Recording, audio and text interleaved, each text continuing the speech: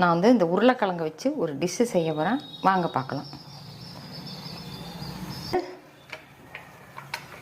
இந்த மாதிரி நான்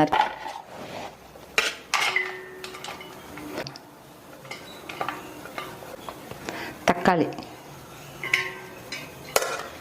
கருவேப்பிலை, இது வந்து உருளைக்கிழங்கு, தேவைக்கு கொஞ்சோண்டு மிளகாத்தூள், பூண்டு பேஸ்ட்டு, இஞ்சி பேஸ்ட்டு, இது வந்து கோதுமை மாவு,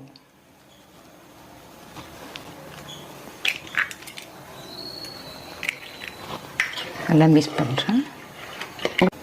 மிளகும் சீரகமும் நுணுக்கினது, கொஞ்சோண்டு தண்ணி.